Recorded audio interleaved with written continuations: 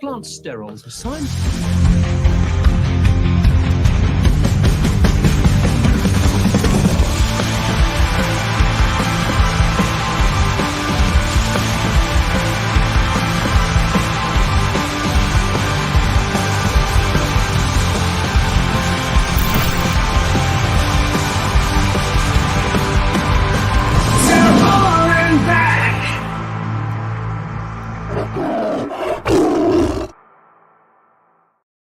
There you go. We're live on the radio and here on to Holland Back podcast.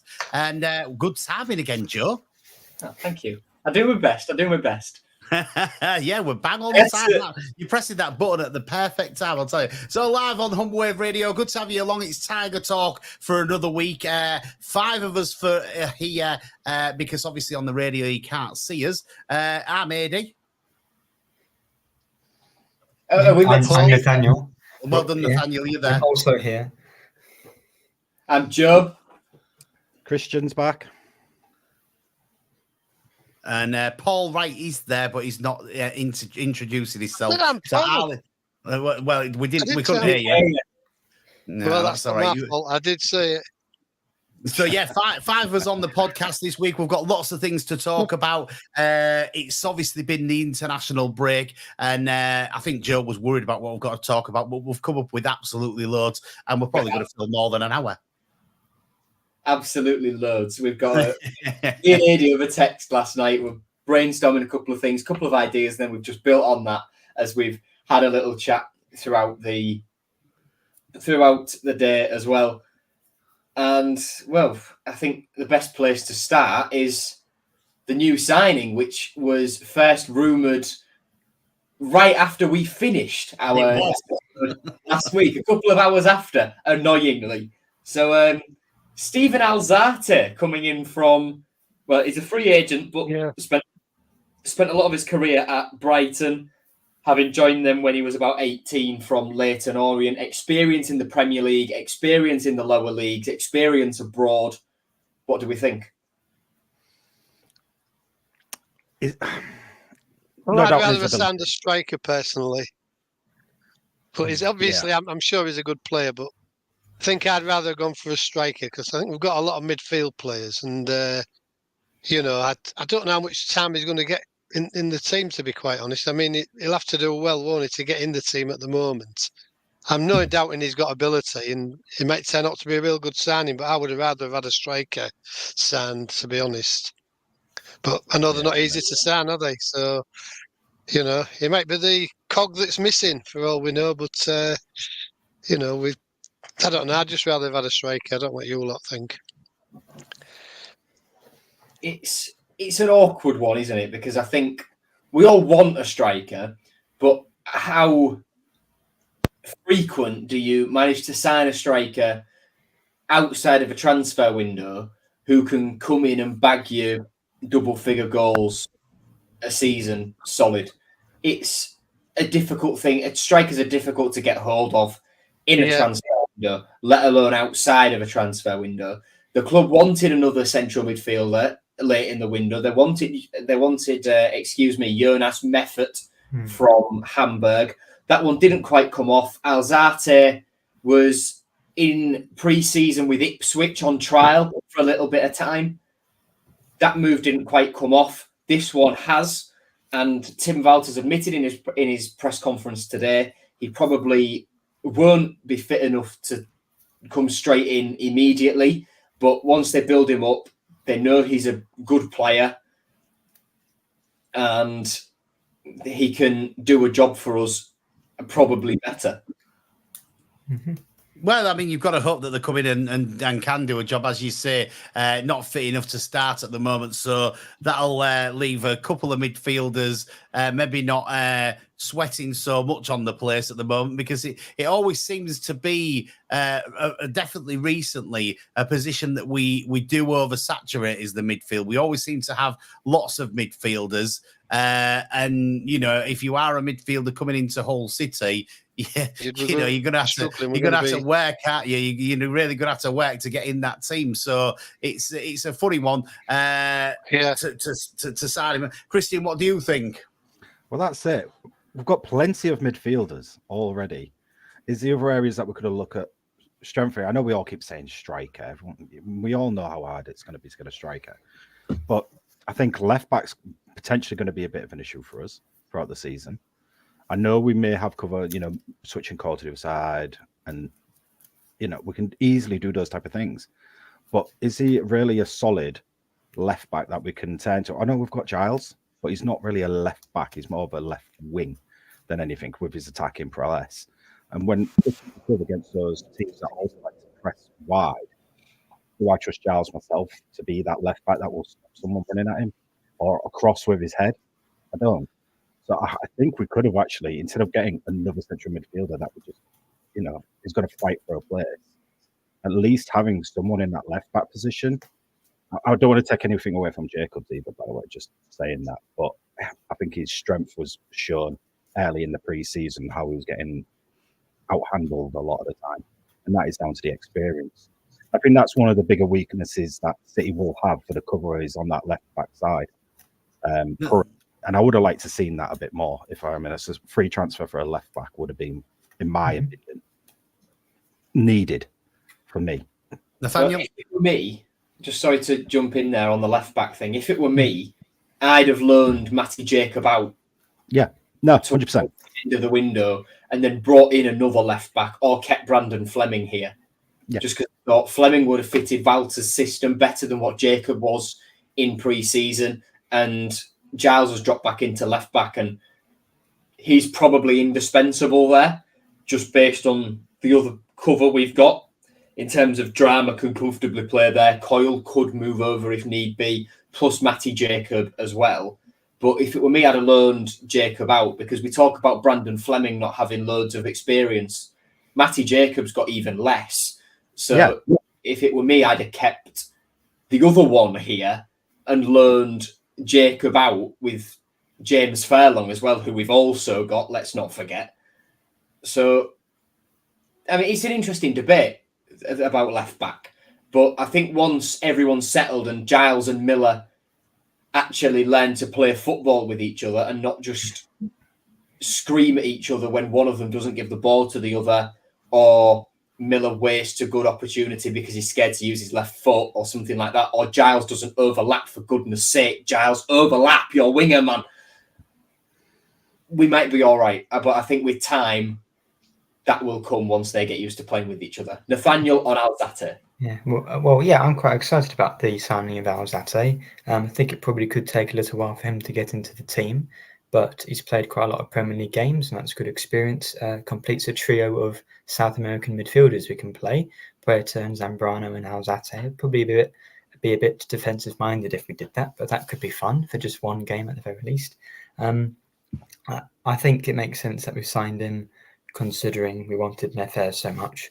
But I think it's right that if there was a really good striker out there to get on a free transfer, surely another club would have had him. And maybe Alzate, you could argue it's the same if no one signed him, but maybe he just thinks that he's had other offers, which I think he said in his interview, and he just thought we were the best club. That's the positive aspect to that. But I think that could be a very good signing. Could probably do quite a lot of different roles. It'll be very interesting to see what our best team is going to be, especially in midfield, because I think we've got an issue with, whether you're going to play Giles if he's the best left back and where Amer's going to play. I think he has to play, but if he plays in the number 10, then I'm not sure where Merlim's going to go. I'm sure he's going to want to play Merlim. So it gives Volta a headache to have these options. Like Alzate, but that's a good headache to have, I'd say. It is a good headache to have, and one that he really needs. And hopefully, this international break has given him some food for thought on his team selection for Friday night, and it's given him some time to work with the players. Have we had any comments tonight yet, Joe? We have Marsh agreeing about left back. Marsh also saying that Alzate has some experience on the treatment table. We like to sound them, don't we? Well, do we think Alzate is being brought in as insurance whilst the Zambrano situation's still to be settled? Do we think it's an insurance? No, I don't think so. I think Alzate is slightly more advanced than Zambrano. So I think he's a case of we just wanted another central midfielder, albeit a holder, yes. But you're looking at the free agent market and you're limited in what you can get. And Steven Alzate, with Premier League experience, looked good in the Premier League for Brighton. He was in that midfield with McAllister and Bissouma that did really well before he went on loan to Standard Liège. So I don't think he's necessarily Zambrano cover, but the club know they're protected in that. And recent reports have also said that if he were to get banned, the club would stand by Zambrano and probably still go through with the permanent deal anyway. No. It probably is somewhat a cover. I'm sure it's a good signing in that respect. It's just whether he's going to get a game. I think Alzate, to be honest, he's going to, if he's a few weeks. Well, I don't know about weeks. He maybe is a few weeks off, and we've got other midfielders. He's going to struggle to get in, isn't he? I would think. This is the problem, especially if we start to click a little bit. That's what I say. If we start to click a little bit in midfield, he's going to struggle to get in because there is quite a lot of people in the midfield at the moment. It's like wingers. Got loads of wingers as well, haven't we? I just, I don't know. Depends how they're doing it. That's the thing. I'm not against him as a player. Yeah, but you wouldn't like to think that over the next few games we do poorly and we have to draft him in straight away because we're doing that bad. It's more, you'd like to think they could gel a little bit, wouldn't you, and start to move forward a little bit as a club. Because at the moment it's a bit sort of stagnant, 3 draws and a defeat, so we need to be moving forward. You wouldn't want to be relying on somebody 2 or 3, 4 weeks down the line making the difference, would you, realistically? Because all of a sudden it's 10 games gone into it before you know it, and you're playing catch up. This is the thing. So I would like to think this week they start to gel a little bit and show what exactly how they want to play and to play the right way, sort of thing. Because I've had 2 weeks with them now, virtually. Can I say something controversial? Go for it. Part of me thinks that Alzate might actually be our best signing. I think, you know what? I genuinely think so as well. Which is a bold statement, considering he's a free agent and we've signed 16 players. But he's the only player who's played at he's played at the highest level for the longest out of any player we've signed. Yeah. Which Colombia, I'm not saying he's a bad signing. It's just, I think, I find it hard to put him in. If you play 3 or 4, 5 games and do reasonably well, he's going to be sat on the bench, isn't he? You can't just change the team because they're doing well, can you? So it's a bit of a hard situation. It'd been better if he'd have been fully fit and able to come in more or less straight away. But the sounds of things, it could be 2 or 3 weeks away, probably. You do wonder and then you've played another 3 or 4 games, haven't you? Yeah, we could have signed him. Yeah, well, that's another thing, isn't it? Yeah. We have got another international break though in about a month's time. For that could be used again as like a mechanism of like bringing injured players back. It could be him getting absolutely up to speed. I have no doubt he'll get close to there in these next few weeks. It might be that Ryan Longman uses that to get some minutes. I don't know, for the under 21s. You see Nathaniel's face light up then. Yeah, face for radio. Another injured player coming back, Stokan Sinek. There's Sinek. Enough about Sinek. He's not going to play. Forget it. Carla doing some light work. Harvey Cartwright as well. So that international break in a month's time, although it's a nightmare because we all want to watch club football, and we've had 2 international breaks in 2 months in the season, it could fall at a time where these guys could get fit. And this makes the point just on Alzate finally in the comments that we've got no midfielders that are as good on the ball as him, which is a very good comment to make. Obviously impressed technically with Brighton, and they love their little technical gems, don't they? Brighton and Hove. They certainly do. They seem to have loads of them and seem to produce them and just bring them in and have them at will, don't they? So it is a good one. You'll have here on Humble Wave Radio and on the To Hull and Back podcast for Target Talk. Me, Eddie Wright, Joe, Nathaniel, Paul, and Christian all on the podcast tonight for you. If you want to comment, you can do it online. You can WhatsApp us on 01482 772 663. I'll get them here and I'll read those out. Joe will read the comments out that you put online. Good to have you along. We've got a lot of keepers as well as midfielders, haven't we? I was just going to say, Nathaniel mentioned a selection headache earlier. And obviously Carl Rushworth has come in. But today, this one's. Weird. I'm not sure what to think about it. Right, I'll cut to the chase. Timothy Lottotalo has signed a new contract. His contract was up at the end of this season, although there was an option of an extra year. I expected him to get a new contract, fully did. But I didn't expect it to be a 4-year deal plus the option of an extra year. I expected another 2 or 3 max. But he could have 5 years here. He was third choice goalie last year before he went out on loan. He was third choice goalie the year before that, before he went out on loan. This year, he's fourth choice goalie. And because of an injury in pre-season for both of them, neither him nor Harvey Cartwright got out on loan.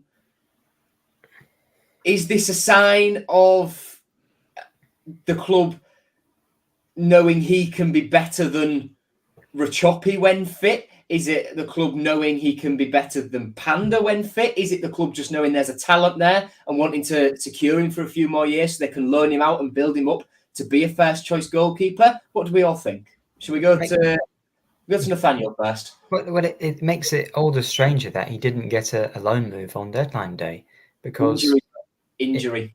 Yeah, but even so, I don't see how spending all that time until January, not playing will help him. But it's a weird one. The whole goalkeeper situation is really strange. I think Rachopi is probably going to be one of the angriest goalkeepers in world football at the moment because he's not going to get a game. He's not ever going to get a game.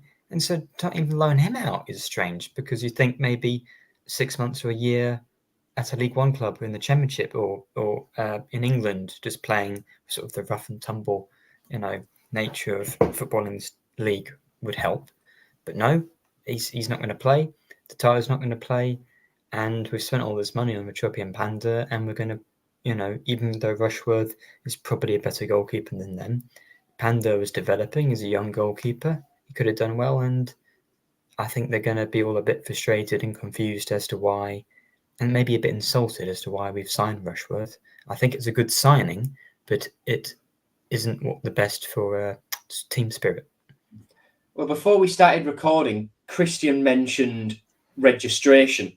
And the only player who isn't registered, if we assume like the Bellumi issue will have been sorted, Alzate will go in because you can register free agent signings whenever, as and when you make them. The only player not registered is Harvey Cartwright. And I said last season, in the first half of the season, when David Robson went out on loan to Darlington, I said we should have sent Lottotalo instead, because for goalkeepers, no matter what level, playing games is better than not playing games. And when you're from Hull City, with the pedigree of Timothy Lottotalo, you will play games for Darlington. There's just no doubt about that. If it were me in this situation, to help Lottotalo and Cartwright's rehab, Cartwright's a bit further back than Lottotalo because he's had a broken bone, not just a muscle issue that Tim's had. I'd get them out to whatever level of football wants them for a month, 2 months, whatever, just up to January. I don't care whether it's Ferriby, Darlington or Bolton. I do not care. I just think for goalkeepers, when they're not playing and they're young, rehabbing from injuries especially, it's better to have them playing football than just training when there's 3-4 goalkeepers ahead of them in the pecking order. That's what I think. That's what I do with them. I think you're right. If you look at the Pando situation, he didn't play, did he, for a long while? Threw him in at pre-season, and he didn't do that well. He has started to do well now, but they do need time. It's a funny position, his goalkeeper. There's only one position, isn't there? That's it. No, but it's like he can play left back, can play right back, and all this. But goalkeepers is a specialist position, and if you're not getting the game time, it's really bad.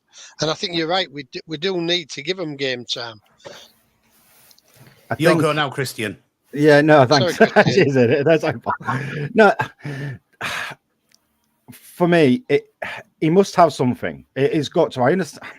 Look, from the loan side of things, and we didn't get him out. Look, with him being injured, other clubs would have looked at him, and they're not going to do their own little medical on him to find out how long his injury is going to be. We could tell them how long it could be for another club, but you're not really going to look at someone who was actually injured during that period. So I understand why he's still at the club in that aspect. The contract length is, like Joe stated, potential 5 years. We must see something, or they must see something. The staff, the coach, they have to. They must think, right, he's got a little bit of something. I don't see it as in he would be a first team goalkeeper, but I do see that staying at the club and probably learning off everybody that we've got there, we might recuperate something out of it. It's got to be a future. It's all down to the dollar. Put that comment back up again for us, Joe.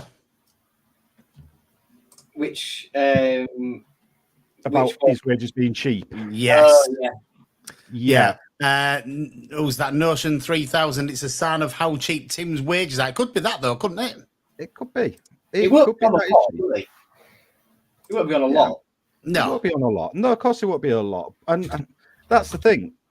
If you're not paying XYZ out, higher end of it, then what I would state is we must get some money back for him in the future. We have to. Yeah, no, we must get some money back for him, and obviously that's that's maybe something that they're thinking of is that basically it's to guarantee some money back, and it's one of them things where you don't want to lose money on players. You want to try and make some money on players, and obviously they've paid Tim some wages, even if it isn't a lot of money. They have paid him some wages, so they'll want to see something back for it. And I'm not sure, without signing a contract, if he's out of contract at the end of this season with an option, then it's the way for the club to secure the future and to make sure they're going to get something back out of the time that they've put into him. So I don't think it can't be a bad thing, I don't think, because he obviously played really well last season for Doncaster, and basically he's done a good job there. So he's got, as everybody said, it's got to have something about him for definite. So it's a good thing that we've got him there. As we say, we've got too many goalkeepers in the building. A couple of them are injured. Pandor, Rushworth, and Rachopi fighting it out for that number one slot. I think at the moment it's still Pandor's to lose because of how well he's done in the first games, and I'd be very shocked if he doesn't start on Friday night against Sheffield United, which is our next game. And we might as well, while we're on there, talk about the Sheffield United game. Tim's had 2 weeks with the players, good bit of time to get him in training, see who his best 11 is. Do you think he knows his best 11 yet? No, I don't. Oscar McCarb puts in chat, do we reckon there will be any changes on Friday? I know we sort of did this last week, but there's the added Alzate in there now. What changes would we all make? What team would we play? We'll go to Paul first. Thanks. I don't think there'll be a lot of changes, to be honest, from the Leeds game, because I think early on we played really well, didn't we? So I don't think he'll change it too much. One or two of the new starters might get in, but I don't think he'll go too mad. Because, even though we haven't had the wins, I don't think there's, any games we've played really poorly all the game. We've had, signs of a decent team in most of the games, just hasn't been for the full 90 minutes. And obviously, we've give goals away. As we said last week, we're going to have to stop giving the goals away. Probably he's back. He's going to be Pando in goal. I can't see him changing it, as you say, because he's had 4 reasonably good games, hasn't really let us down. It'd be wrong to kick him out, for somebody else coming in and Rushworth is a good goalkeeper, but I think he's got to, bide his time a little bit, and Pando's got to have 1 or 2 bad games, which obviously we do at once. I think, Coyle will probably start right back. Jones, and I would say McLaughlin, he hasn't done a lot wrong, has he? I mean, he's another one who seems to have to bide his time a little bit. I don't mind playing 3-5-2, but we're not going to play that. So it could have. I wouldn't mind going Jones, McLaughlin, and Hughes or something in that sort of area, but I don't think he'll do that. And he'll probably put Giles at left back, even though nobody's convinced he's a true left back. I think he'll be the left back, won't he? Midfield. Well, I don't know. There's that many players. Like obviously, Alzati ain't going to play because he's not fit enough. Mellum is. I don't know. I don't know if he's done enough for me at the moment, but he seems to like him, doesn't he? So he might play. Zambrano, I don't know. He had a good game, I think, at least for at least half an hour, didn't he? So he probably will play. I don't mind Simons to be, or Simmons, whatever you want to call him. I quite like him in midfield, to be fair.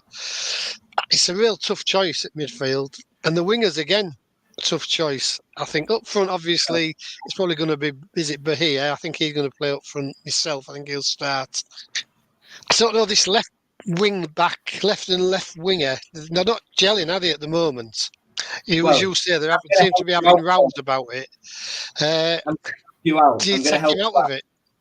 I'm going to help you out. Liam Miller's on international duty with Canada. He doesn't get back until tomorrow, in which they're going to run the rule over him in training, see how jet lagged he is. So Lee says in chat, both Kamara and Bellumi should start. Do you reckon then, for information, Abdush stays on one wing, Kamara or Bellumi go on the other? What do you think, Paul? Carry on. I don't like Abdush on the wing. I think it's a waste. He ain't a winger to me. No, I don't see him on the wing. I mean, I know he's played there a few times, but he don't do it for me. He's a good player, and I think he's wasted on the wing, to be quite honest. I think you need him more central. So I won't play him there, to be honest.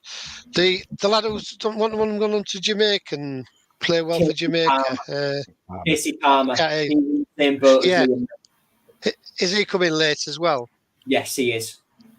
Yeah, so he might have been a starter for me, to be quite honest. I think he's a good player. He did well at it was Coventry, he was at, I think, wasn't it? He did well there. I think I would have probably played him. Miller, I think I'd probably rest Miller, to be honest. Oh, have we lost him? We've lost him. It's frozen, so we'll carry on. We'll carry on without him. Miller, I'm not sure whether I'd rest him. I might be tempted to play him, to be honest with you. But as we say, there is that problem between the left back and the left winger. I think it's going to be an interesting choice tomorrow. I think, if Casey Palmer in jet lagged, I'd be tempted to start him. Oh, he's there now. He's back again. We just lost you for a minute, Dad. You was out for a minute. Well, I lost you as well, yeah. And I'm with you, to be quite honest with you. Omar, I'd want in the number 10 role, and I'd drop Malum. He's not going to do it because Malum's obviously the one where you get a Junior Lewis who plays under Peter Taylor or that sort of thing. He's always going to play. So I think Malum is going to play, but I would prefer Omar in the middle rather than... is it Puerta? He's a bit more sort of... If Zambrano's the holder, Puerta, I think, is more likely to do the Slater role than the Abdush/Malum more advanced role, I think. Yeah, and you see this Slater as well, isn't he? He seems to have gone by the wayside at the moment a little bit. I mean, he's never really lets us down, doesn't Slater, I don't think. Puts 110% effort in. So I think it's really hard, the midfield, to be quite honest. This is what I say about Alzati. If he's our best midfielder and he comes in good like, but it's really hard to pick sort of a midfield that you can really be confident with, I don't think, at the moment. Because they've all had decent parts of games, but they're not a full good game, are they? None of them, I don't think. No. You had a good go at it, Dad. Go on then, Nathaniel, you have your go. Well, even though it would upset the other goalkeepers, I don't think that he's going to wait for Pando to have a bad game, because I think Rushworth would help the team play out from the back more, and that's what Pando has struggled with. So I think he'd probably come in. I'm not saying that's what I would do, but I think that will happen. I think, again, we've spent so much money on Hughes, has had a few weeks now in the training. I think Hughes would be in for McLaughlin. And in midfield, I mean... Bellumi and Kamara, starting both of them. He might start Kamara because we spent a bit of money on him as well. But I don't know about Bellumi. I think Kamara's probably slightly higher caliber than Bellumi, sorry. He's going to play Mo and Malum, I'm sure, because Mo can do a job out wide. But, he's got to be in the middle. I think most of the games he's playing in Turkey, he's played in the middle. That's better. And even though Jarvis didn't have any end product against Millwall, as soon as he came on, he changed the game. And if you have someone with end product that is a winger on the wing, you play better. But I think it might be Kamara on one wing and on the other, Melham in the middle. I think, the only changes I'd make are Rushworth, Kamara, because I think you'd probably bring Miller on for the last 20 minutes or so, and Hughes at centre-back. Christian. I'm going full controversial on this, so guys. Go on. I do believe Rushworth will be starting over Pandor. I do. I don't think he should, even though Rushworth is. And look, we all know he's got ability. We all know his class. And I do believe Rushworth will start over Pandor, but I still don't believe he should. Alfie Jones at the back. Yep. Hughes. Yep. Giles. Yep. Cody Drama, is he still injured or not? No. So can't drop Coyle. I see. This is where it goes. But has he? No, right. Yes, he's got that goal. I am not disputing that.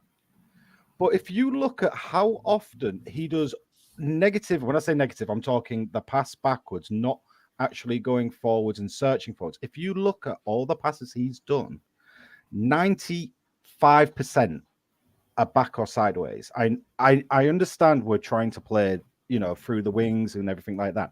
But every time he gets it, he'll put his foot on the ball and his automatic reaction is to face backwards. And I've just got a gut feeling with the attacking football that Walters is after. And I mean, he is after that, pushing the wide men forward. I just see Drame being the one that is going to bring in, especially with this pre-season. So you're dropping the player who's got. You're dropping the player that's got the player of the month for August. He's got the goal of the month for August. He's the leader, is your captain, and you're dropping him. Told you. Controversial. Put your comments in the box, people. Put your comments in the box. Would love to hear from you. What's your thought? Oh, look, Alfie straight on there. He agrees with Christian. He would drop Coyle. I would. Well, I'm going to use another presenter's saying here. I think you both need to go give your head a wobble. Look, it's probably not going to happen. I will admit, but I've just got this gut feeling with this pre-season, we're going to see a team that comes out on Friday, which none of us expect. Walters has just had this little pre-season, and I've just got that inkling. Obviously, Liam Miller, we can't bring in anyway. He's played today as well, so it's definitely not going to happen. Oh, God, Simon, another one. Oscar, no! Come on, get your head to wobble, lad. Guys, it's one of those. Comments are flooding in. See, it's not just me that's seeing this, guys. He gets the ball, he puts his foot on it, and his automatic reaction is to face the goalkeeper. And if Walters wants that attacking football and he wants that wide play, you need an attacking wing back. And he's calling an attacking wing back. Not well, really. I think Coyle's fitted in one of the best into Volta's system out of any of the players that we've got. He wants them to switch places. He wants the interplay. He wants them to go into different positions. And Coyle has done that. He scored the goal that shows he's done that. I don't know how you can drop him, to be quite honest with you. You might all be right because stranger things has happened. But here's the thing, right? Every time that Louis Coyle has been dropped, he's got his place back within a few weeks, and he's kept that place because he's shown what a leader he is on the pitch and how good a player he is for us, and that he'll give you absolutely everything. And that's one thing that you'll get out of Coyle that you won't get out of half the other players. You won't get that commitment. And so I'm going to say stick with Coyle. That's a good comment there. I like this idea. I like that one from Marshall Fresco. To be honest, that'd be an interesting one. That's the best comment that we've had from you lot out there on the podcast tonight. Come on, give your heads a wobble and think about things logically. I think let's go a bit further up the pitch. I like Coyle, but I can see where you're coming from. Yeah, no, look, there's no doubt with Coyle. Like, Hart plays his club.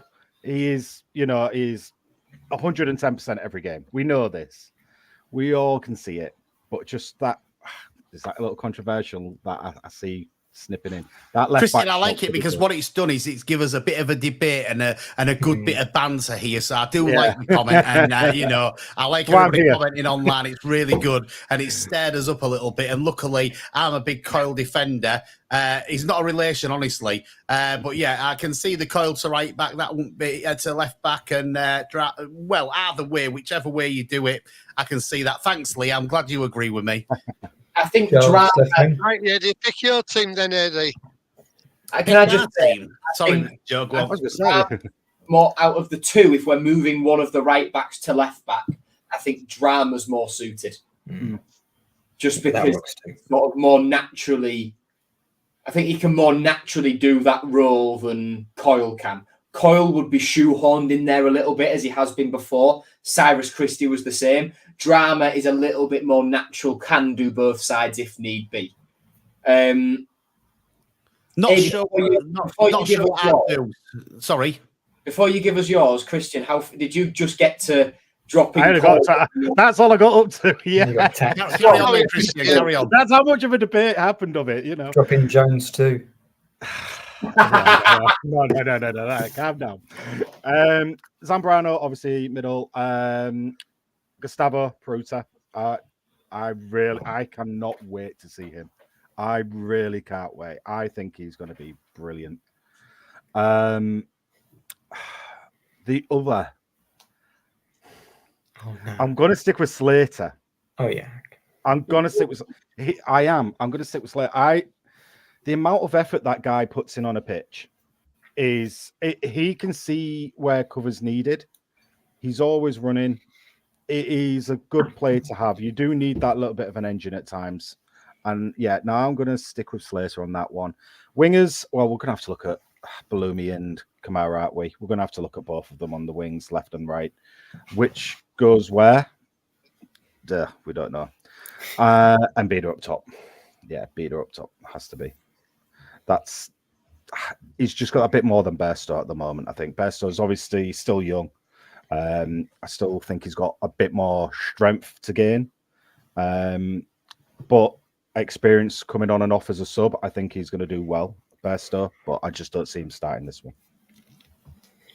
Yeah, I mean, I think if you change too many, then you're causing yourself a problem, to be quite honest with you. I think you've got to change a couple at a time if you're going to change them. I don't think you can go too far by changing the team. I think you've got to change, just slot people in gradually and not go too mad. As you know, I'd start Pandor in goal because I just think that he's been, a good goalkeeper for us, a good solid goalkeeper from the start of the season. He commands his box well. I couldn't drop him, to be quite honest with you. The back fours, it's a question, is the back four, because, listen, I get what everybody says about McLaughlin, but I do think that he's not played badly. I don't think he's played badly. And I do get that you've paid for Charlie Hughes and you've got to get him in at some point. But has Alfie Jones been, good either? I don't think that Alfie Jones has had his best start to a season for us. So could you also talk about dropping Alfie Jones? You possibly could. You've got Finlay Burns, you've got Charlie Hughes. Both of them could start, the game, but I wouldn't make that change. I would maybe bring one of them in, if any. I would then keep Coyle at right back, and I would keep Giles at left back, to be quite honest with you, because I think left back, although he's been a bit argumentative, William Miller, he has, come on a little bit. He needs not to sulk, and I'm sure Tim's seen that and had a word with him about it. If Liam Miller's fit, I would definitely start William Miller because I think that, he's been okay for us. I think the right wing's the issue for me, and the right wing, I'd be tempted to maybe change the right wing and put Umar in the middle. And who I'd put there, it's a choice of about three, isn't it, who he could put there. And I don't know which one I'd pick, to be quite honest with you. It's a difficult decision, and only Tim can make that decision because he's seen him in training.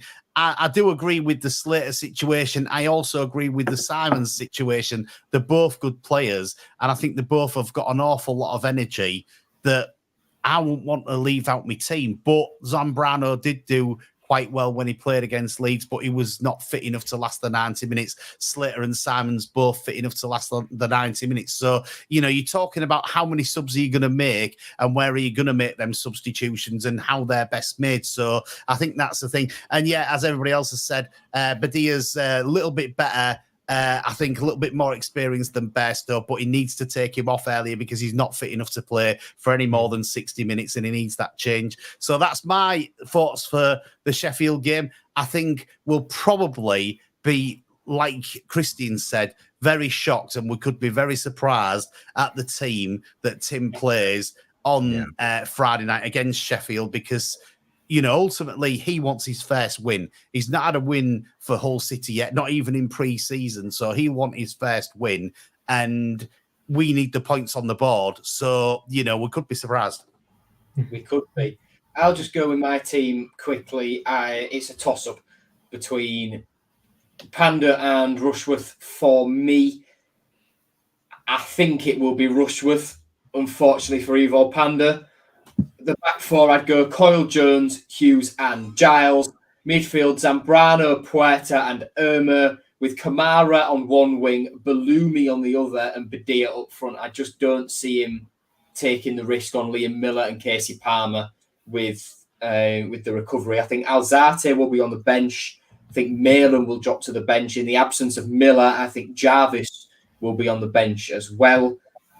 Out of the rest of the goalkeepers, I think it will be Panda on the bench.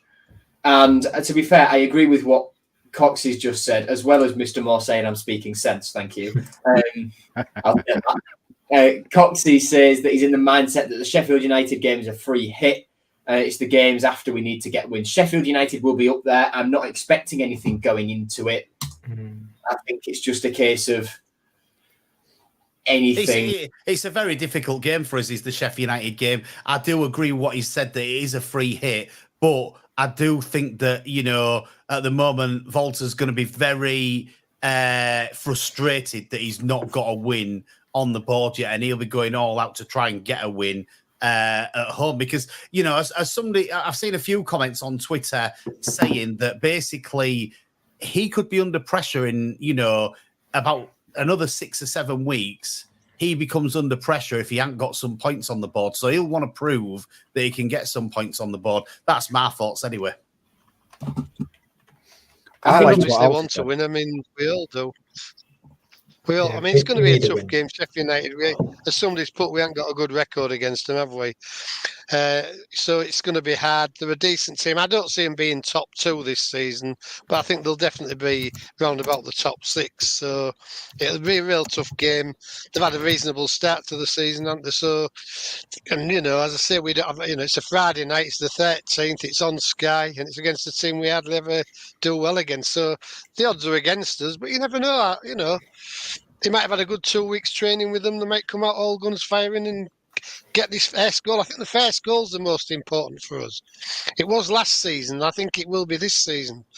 We let the first goal in too many times last season, and that cost us a lot of points. I think this is what we need to stop this season, and it hasn't really stopped, has it? I agree with you, and it'd be a nice late 70th birthday present for you, Dad, wouldn't it, if they could manage to get a win on Friday night. Just for anybody that's listening on the radio, they can't see this little comment underneath the box, but my dad is 70 tomorrow, so happy birthday for tomorrow, Dad. Hope you have a great day. And you're nice and large on the screen in front of us there, so have a great birthday. That's from everybody, everybody at Humble Wave, definitely, and everybody on to Hull and Back podcast. Thank you very much. I shall try and enjoy it. Not being 70, though, it's not ideal to be 70. So what? We've got about 15 minutes left. 13 and a half on the radio. Yeah, so we've got a little bit of time left. Just quickly, because I'm the resident academy nerd on the To Hull and Back podcast. So I just want to say the under-18s are class this season. If you get any chance to go and watch them, please do. They play at Bishop Burton College. There's a couple of games where City aren't at home and they play at Bishop if you want some football to watch live in the next few weeks.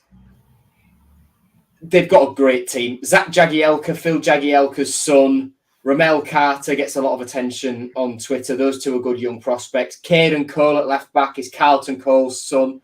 And the under-18s will be a great team this season. So if you want to go and watch some football, please do. A lot of the names you see on the under-18s team sheet will no doubt be in the under-21s next year and beyond. Finally, then, the training ground has been in the news again, hasn't it? There was an article from the BBC talking about the plans that Hull City have to renovate that 16-acre site of unused, derelict brownfield land on Walton Street. And the Showman's Guild said in the article that they would consider boycotting Hull Fair if the plans weren't scaled back. Now, that, for me, will never happen because they'll lose out on too much money not coming in, doing Hull Fair. But my view is the club should be looking away from that now because it will just get tied up in too much discussion, argument, because I think the council will still, although they shouldn't be in my view, will always be beholden to the Showman's Guild, unfortunately. I don't like Hull Fair, but I understand a lot of people do. People come from all over Yorkshire and all over the country to go to it. I don't quite get why. It's just not my thing. But if I were the club now, someone mentioned it a few weeks ago, that I agree, I'd be looking at the sort of A63, M62 corridor, somewhere like South Cave, North Cave, Brough, somewhere like that, that's out of Hull, so it's not as big a move, and it's more accessible to places like Sheffield and Leeds, because they can still live a little bit further out. Also, the club are talking a lot about Millhouse Wood Lane and the stuff they've done to renovate that site. AD, when you and I were at that Q&A and someone raised the point about the training ground, Tan got really quite defensive about the training ground, about Millhouse Woods Lane and how the players like it because it's in a little residential area, sort of unsuspecting back street hides the training ground of a team who's been in the Premier League recently. So if it were me, the club still like that site, clearly. That could that maybe be used as like an academy centre if they don't want to, if they've still put in loads of money to it. They could use that as a place where the under-21s and under-18s train, perhaps, and maybe play their games on there, maybe. Just a suggestion. I've always thought with the Millhouse Wood Lane situation, there's a lot of money at Millhouse Woods Lane because that as a development area would be, huge in the amount of money that you would raise.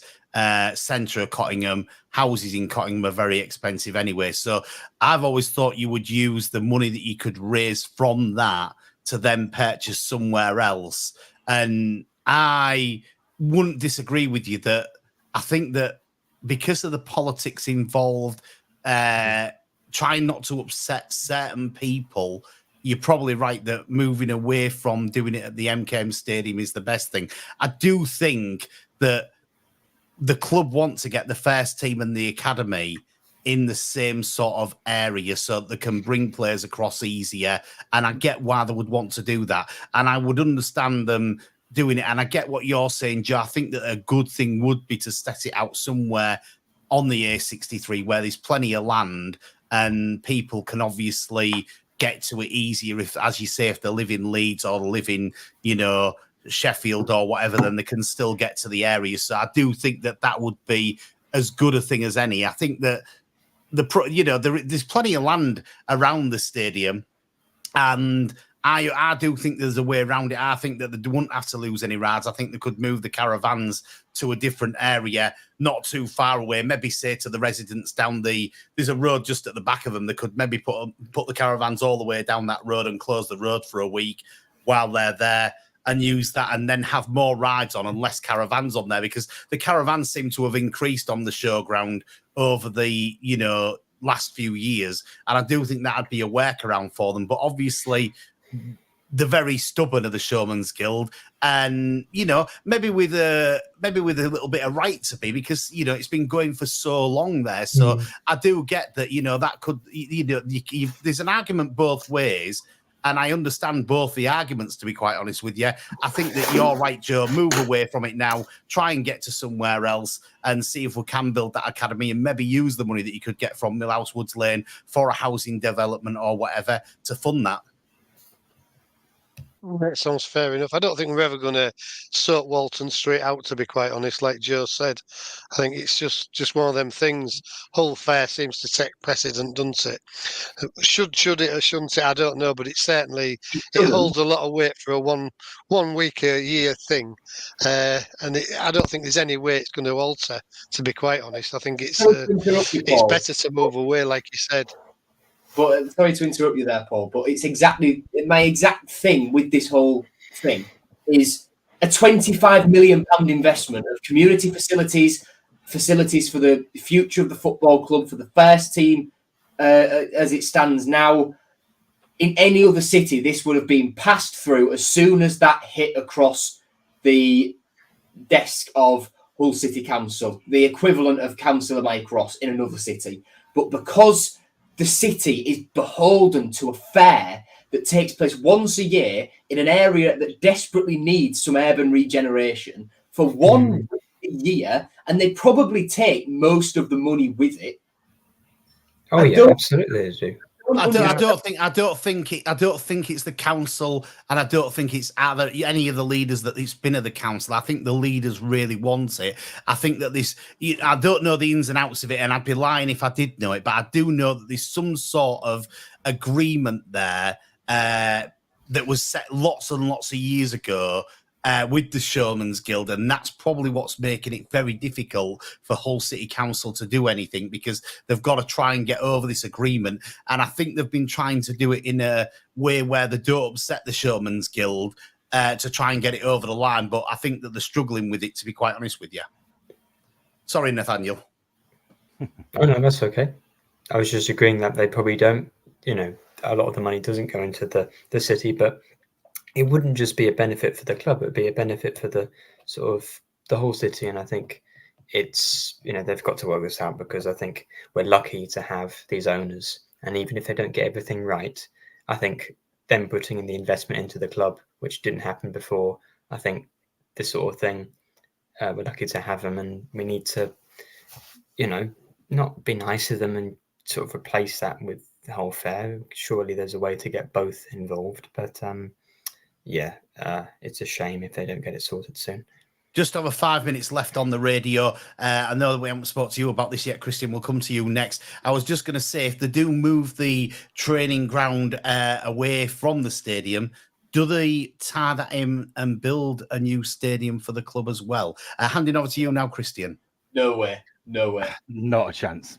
Yeah, no, Joe's said it perfectly. No, but I get it with respect to what people are saying, with regard to Hull Fair on both sides. And the area does need some regeneration, 100% agree.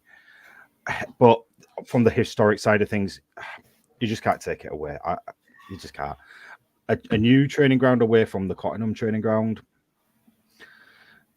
Like I said, Tam was a bit upset when that got brought up, and he mentioned all the improvements that they did about, the changing rooms, the facility, the area itself that they did there. Yes. And, Nathaniel just said it perfectly. We've got owners that are actually investing in the club, in the facilities. Brilliant. We missed it. We seriously have missed that. Mm-hmm. And do we need something a bit more Premier League, let's call it? Yeah, we do. We need to catch up. Look at Newcastle's. I know Newcastle Hull City is a totally different kettle of fish. Please, guys. But it's not that much different, is it? Because Newcastle have been up and down in the championship, and now they've got some new owners now, so they've got a bit more money. But they have been a bit up and down like us, so they're not far off us. Yeah, but look at their training ground compared to ours. Oh, it's brilliant. It's beautiful. It is gorgeous. And if we're talking about signing players and we're bringing the players, say it's again transfer windows open, and we're looking at buying XYZ, that's going to cost us XYZ of millions. They're going to come and have a look at the stadium. They're going to have a look at the training ground and the medical and things like that. Obviously, is that hospital, but they're going to look at the training ground. If you want to attract somebody from another club that's experienced a quality training ground area that has top-notch facilities, exactly. There you go. Thanks. Yeah, Cox is just saying about new facilities, new ground will attract new players and better caliber of players as well, because that's what they're used to. And I just think with that A63 area that we were talking about, the road that goes straight in, it's closer to where most of the players are living anyway, and it's in that type of area. I think a new training ground in time is definitely needed to attract those new players. Right now, obviously, we've put the money in where we can, because obviously a new training ground is not just 1 or 2 million. We are talking tens and tens of millions of pounds. The project at West Park would cost about 25 million quid. 25, yeah. 25 they will be able million. to get some of that money from Sport England and various different grants, so there will be help towards that if they did it in the way they was doing it at the at Walton Street, which I think is why that was a one that they wanted to do, because places that need regeneration get money quite easily. So you need something like that. If you're going to go down the A63 to South Cave, they ain't going to give you as much money because it doesn't need as much regeneration there. So I do think that that's one of the things that they was looking at to try and get the money in, to try and help with that. And regeneration, they want to throw money at it all the time. So, I do think that was a big help, and I do think that that's one of the reasons they wanted to do it there. And if they don't do it there, I don't think they'll get as much funding from different avenues. No, they wouldn't at all. I think, though, just to finish off, I'll say, because I know we're right on the edge of time, but I will say that I'd rather us have this fight over a training ground than potentially losing the club's city identity in the name. The Alams wanted to build a shop on there or something like that.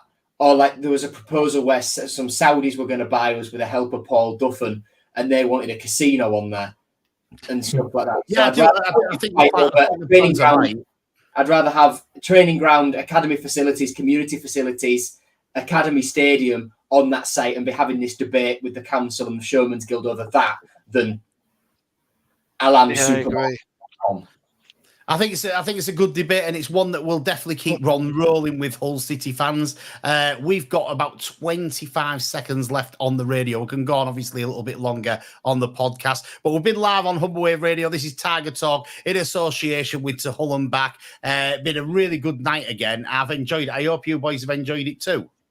Definitely have. Yeah, I have. The Tigers. Yeah, I think it's been a great one. And as Nathaniel said, up the Tigers, let's hope for a win against Sheffield United on Friday night. We'll go off the radio now. So this is the radio. We're going off there. And we'll just continue the talk on here now. So that's the radio gone. I'll just turn that down so it's not interfering with us, guys. And we're still on the podcast, so we can just finish off on here. Yeah. Anything else anyone wants to add on the stadium?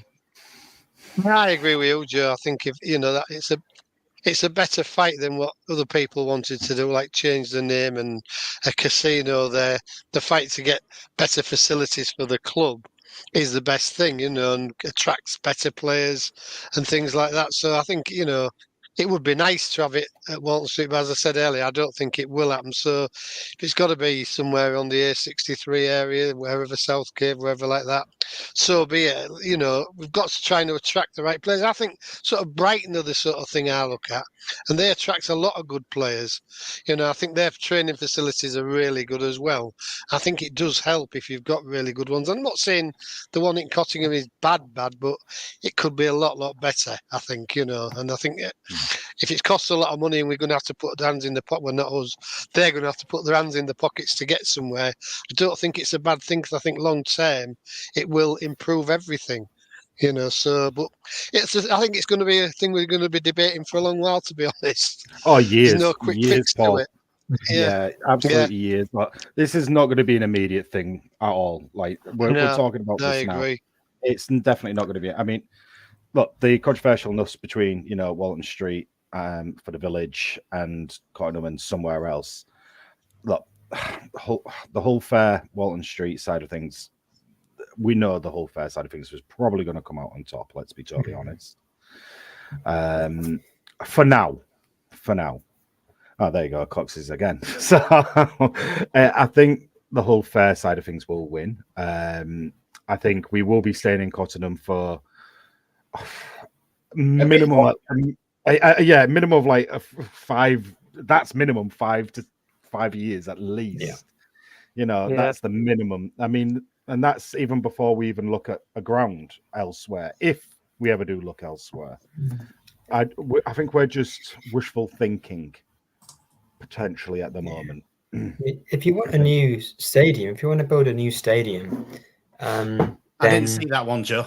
And I agree with that comment. I actually think Hull Fair has outgrown Walton Street, says Chris. I agree. The last 2 years I've been, I haven't been able to move or walk side by side with people. So it needs. I mean, I dislike it, and it's not my thing. I think it's pointless, cheap, loud.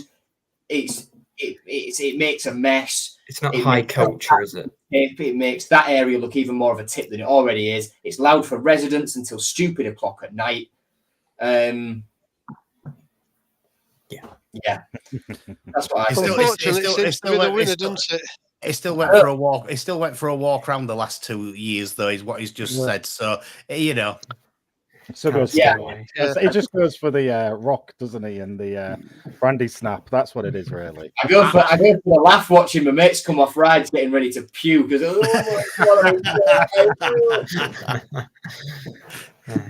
think it wins us all fair. To be fair, I think it's the winner. I think we're just going to have to look elsewhere. To be quite honest. Let's not take away from what the training ground is right now. For those of you, I don't know how often you guys have been. I used to go quite often. Like I used to go quite often on their open media days years back, and there was anything wrong with the training ground then. I don't know what it's like now. I haven't been for, like I say, a few years. Well, I can say, I've been very recently because, luckily with the radio station, we do get invited every single week. And if any of you ever want to go to Tim's press conference, just let me know, because we get an invite every single week and you can go on our invite for Humber Wave. You cannot ask anything. We can't ask any questions, but we do get invited to go down. And the reason that I don't go these days is because we can't ask anything, and I get frustrated at what other people are asking, because I sometimes think I could have asked a better question myself and put it better myself, but they won't let us do that, unfortunately. If the club are listening, then we would love to be able to ask questions, because, I think that there's a lot of us, you're just on this podcast tonight and listening to the podcast and commenting on the podcast, that could probably ask as good a questions, if not better, than the people that you've got coming and asking questions. But I have been to the training ground a couple of times. My old man Paul Wright, he's been a couple of times as well. And I think the facility is quite good there. The players all seem really happy there. As you've said, it's nice and enclosed, and it's at the back of nowhere, so nobody actually goes down there unless they live down there. So it is good for the players in that respect. I think the big problem with it is it's just not big enough for everything. And this is, they wanted to buy some more land off Yorkshire Water, but they won't give them any more land. And if they could get some more land off Yorkshire Water, they'd definitely stay where they are, because I think that, it's nice. The players like it. The owners like it. I don't think it's a bad place. So, yeah, as I say, that's my view of it, because I have been recently, within the last 6 months I've been. So it's always nice and welcoming, and it's they've done a good job with it. They have done it up nicely. The pitches, they obviously spent a lot of money on the pitches there. I think they put underground heated in and all these different things to make the pitches a lot better there, because I think they got a few injuries at the training ground at one point. So they did upgrade the pitches and make them better there. So they have spent some money on the place, and it is a nice place. I just don't think it's big enough. Yeah, and that's one of the biggest bits. It's the size, I believe, that if you're trying to run a lot more individual drills, does it have the space for those individual groups? From what I recall, space it does, but it's more sort of actual building space. It's it's porta cabin-y. They've had to build up a little bit to get another little section in, but they still need their rooftop bit for analysis and having cameras up there and stuff like that, so that they can't build up too high. Yeah. So it's the academy, isn't it? It's the academy that's the key here. The academy's out at Bishop Burton. It's a long way away. We all know if you're stuck in rush hour traffic to try and get from Bishop Burton to Cottingham, it can be a bit of a trek. So this is the problem. This is where the problem comes in. They want the academy closer. Cottingham is too expensive to have anywhere in Cottingham, because any bit of land that they've got in Cottingham, they're using it to build houses. And that's where the problem is at the moment, I think, with it. The training ground for me, I think, is really nice. It's not an unwelcoming place. I don't think players going there would be massively put off joining the club. I think it's just too small. I mean, and I just say, lads, I'm going to have to go because I've got a few people here with it being my 70th tomorrow. A few people's popped along. So I've enjoyed tonight and I'll be back next week, but I'll have to go because they're all in the house. So I'll see you next week. Okay. Happy birthday Thanks tomorrow, Dad. for having me on. Okay. Take care. See you later. Bye. Right. Off he goes. Yeah. Can you cut him? Oh, he's done it. Look, there we go. He's gone. I've got a bombshell to go before I go as well. I mean, if we're thinking about if even beyond new training ground, we're looking for a perfect spot to build a new stadium. Because I think, you know, because think about the space for that. I know a huge amount of land in the middle of city centre that's in desperate need of regeneration. Why not just go there? I don't see how that could cause a problem. Is it Walton Street? Well, That'd be perfect. There's nothing there. There's nothing there. 364 weeks of the year. It'd be perfect. Just put it on wheels, roll it out when Hull Fair's there. It'd be fine. And on that note, I think that's time to end. Probably so, yeah. It's been a good night. Thanks for everybody's comments. I think we mentioned a lot of comments tonight, Joe, did we? We did. Between Nathaniel and I, we managed to put just about all of them on screen, I think. So yeah. Thanks for all your comments. It's really good of you to comment on the podcast. I hope you've enjoyed it. I've enjoyed doing it again. I think it's been a really good one tonight. I think Christian certainly livened it up with his Louis Coyle. We got a good bit there, which was good. Very controversial. I like it, though. I like a bit of controversy. It gets us all talking, and that was a good point to put on there. So I think we've had a good one again. Getting better every week, is it?